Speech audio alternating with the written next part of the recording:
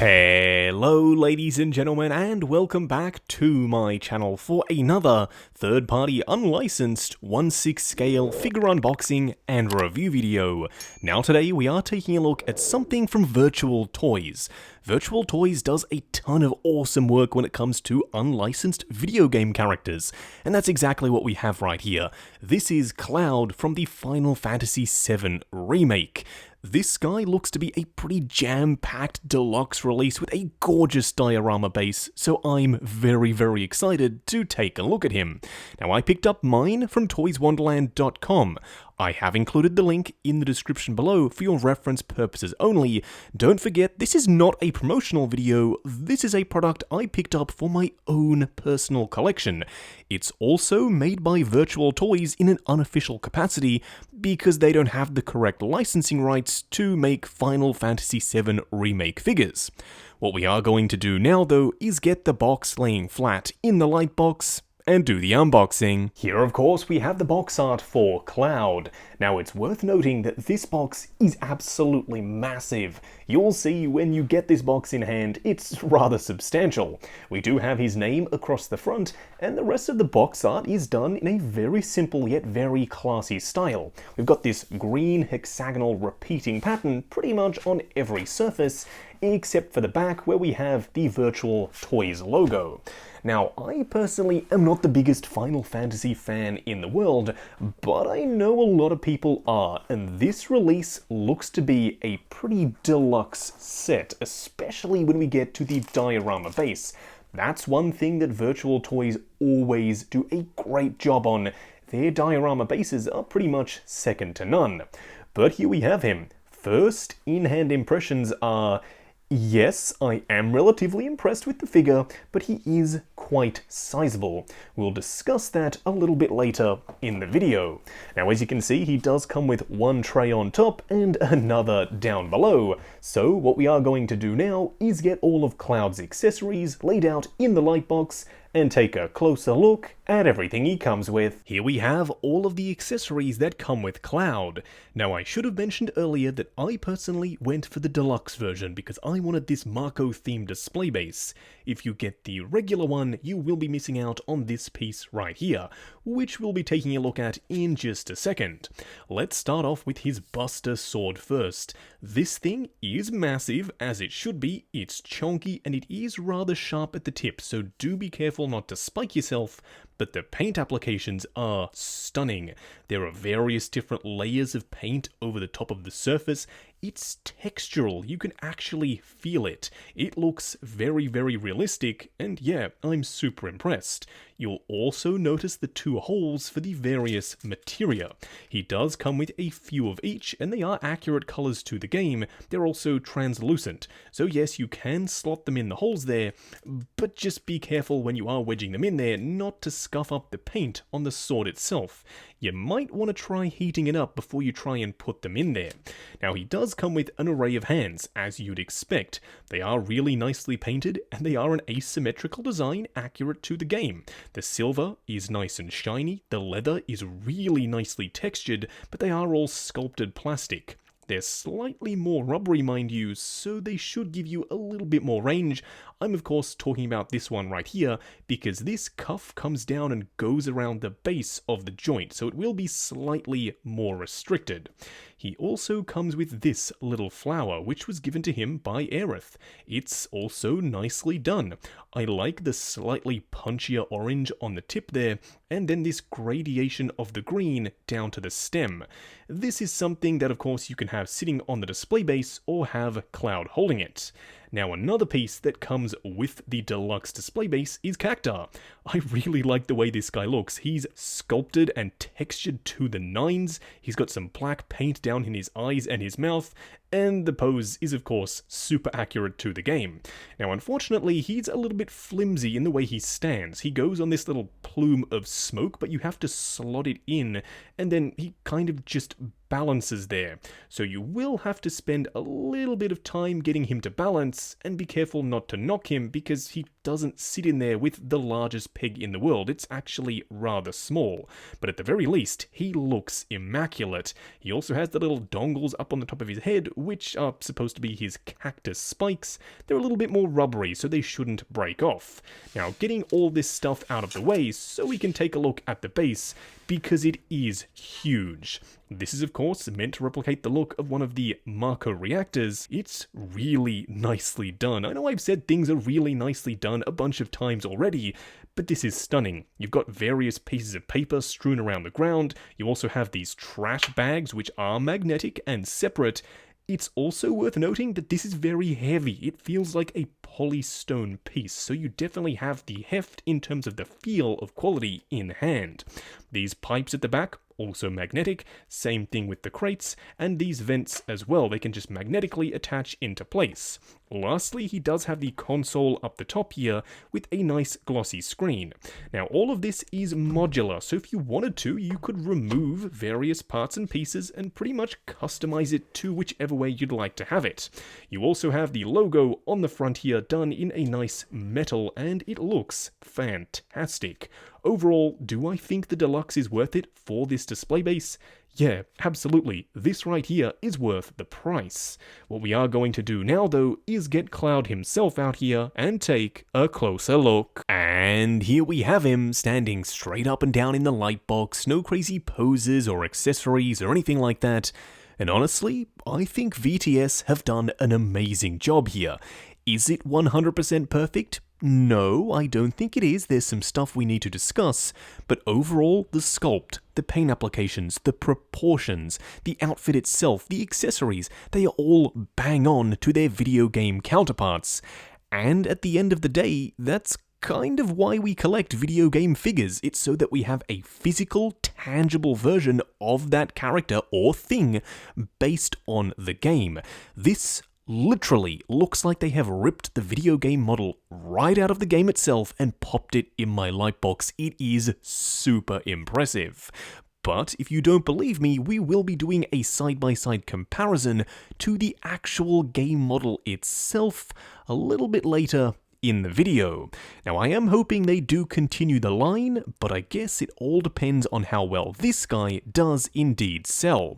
What we are going to do now, though, is take him off the rotating turntable, punch in, and take a closer look at the details. Here we have him up close and personal. And yeah, that's Cloud. I'm super impressed with how this guy looks. For VTS's first Final Fantasy figure, I think they nailed it. I do have my fingers crossed that they'll continue the line. Now, starting off with the head sculpt, I think it looks like him. I can see the likeness there. Obviously, it is based off a video game model, so the sculpt will be slightly softer in paint and detail, but it still is there. I can see the likeness.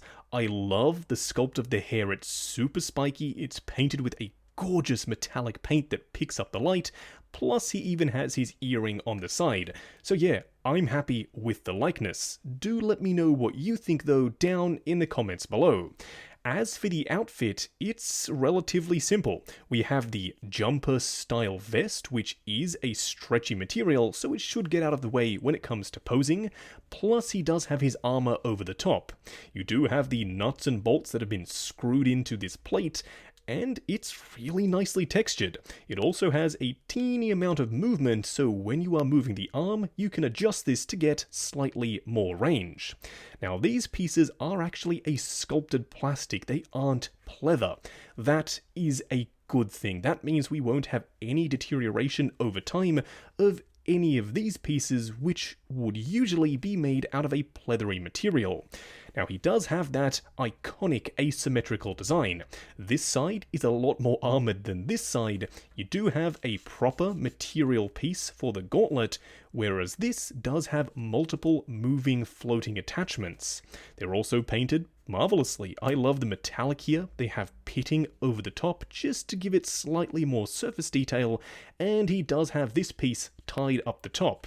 Now, you'll find they will float around just like some of the other concessions they've made. That's to help with articulation.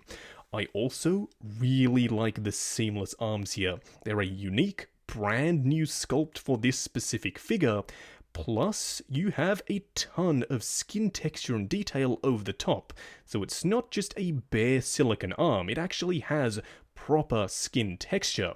You also have some veins, and they are asymmetrical, so they haven't just swapped the orientation of the arms in whichever program they've molded these in, and Bob's your uncle. They've actually made sure to sculpt them differently between each side, and I personally really do like that.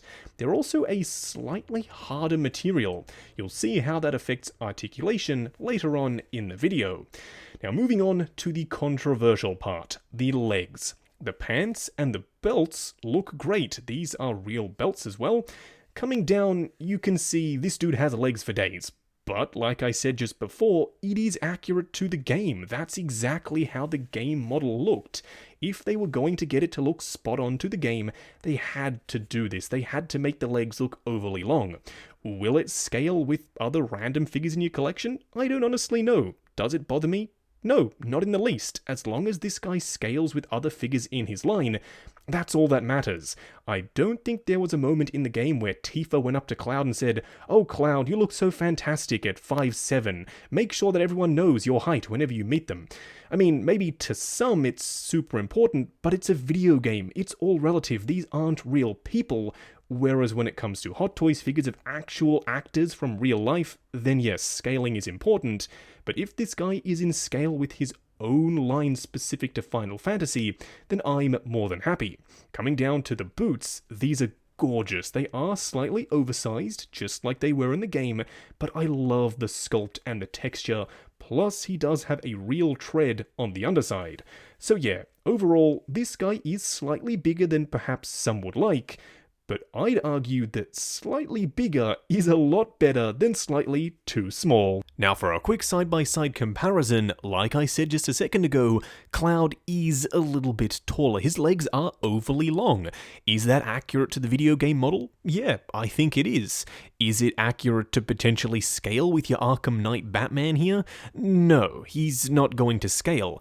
Unless, maybe he was supposed to be a taller dude, who knows? I know there are some things online that say he's supposed to be around 5'7", but then again, he's not a real person, and the video game model that this guy is specifically based off does have really long legs. So if they wanted his head and his upper torso as well as his arms and hands to be proper 1/6 scale, this was the only way to do it, unless they were to shrink everything down and make him smaller, but then it would look really weird because, as I said, the torso and the arms are proper 1/6 scale. So they were in a bit of a pickle. If they wanted to be game accurate, this is what they had to do. As long as he scales with the other figures in the line, I think that this guy looks fantastic. And lastly, I don't really know how many people are affected by this whole height thing, but I have seen it online by a couple of people. Here we have him right up next to his actual video game model from the Final Fantasy VII Remake. And as you can see, he looks identical. I personally am super happy with how this guy has turned out. He's pretty much perfect proportion-wise. That means, like I just said in the previous two shots, he will be slightly bigger, but overall, this guy is bang on to the character model. Just going over articulation on Cloud. Now bear in mind, this is my personal copy of the figure, so I'm going to be a little bit more careful. Also, the way they've done the body here, as we've already discussed, is super interesting, so it will be slightly different to a normal figure. Now, starting off with the head sculpt, due to the nature of how they've done the hair and how it cups the neck, it is slightly more restricted, but you do get forward and back, some swivel and pivot side to side. The arms themselves will go up to about there. They will go forward the full way. Obviously, you will get slightly more range on the unarmored shoulder. You have a butterfly joint up the top, but no swivel at the bicep, because of course we have seamless arms. We have a single bend on ratchets, which gets you almost to 90. Mine might be slightly more restricted, but I really don't want to push it. We also have a regular 1/6 scale joint for the wrist. As for the torso, we have swivel, crunch and pivot side to side. The legs themselves, which are once again massive, go forward to about there. They will go out to there, a swivel at the thigh, a double bend at the knee, plus of course a double ball joint peg for the ankle. Just wrapping up on Cloud from VTS. Now, going into this, I had no idea what to expect because this guy is such a unique style of figure. The proportions are all kinds of wacky, but they are accurate to the game, and that presented VTS an interesting challenge, as we've discussed a couple of times throughout the course of the video.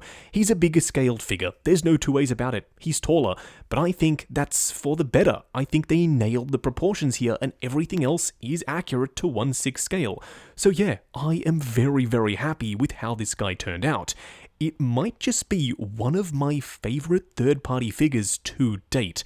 The paint applications, the sculpt on the base, which in and of itself is a work of art, all of the magnetic pieces that you can take off and put on and basically customize it to look however you'd like it to, and then we get to the custom body with the seamless arms. This guy looks incredible in hand.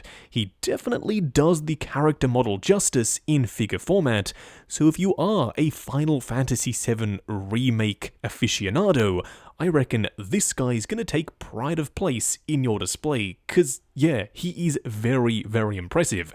And then when you combine that gorgeous base and the figure himself, it makes for a show-stopping centerpiece. This guy truly is a sight to behold. Now, if you are looking to pick him up, I got mine from toyswonderland.com. I have included the link in the description below for your reference purposes only, because don't forget, this is an unlicensed figure. That means the company VTS are making him in an unofficial capacity. Also, while you are down in the description, why not check out the link to 6 Scale Network, the awesome Facebook group. Come along, chat figures, share photos of your collection, and of course, see what's coming up next on the channel. Like, comment, and subscribe, and we'll catch you in the next video.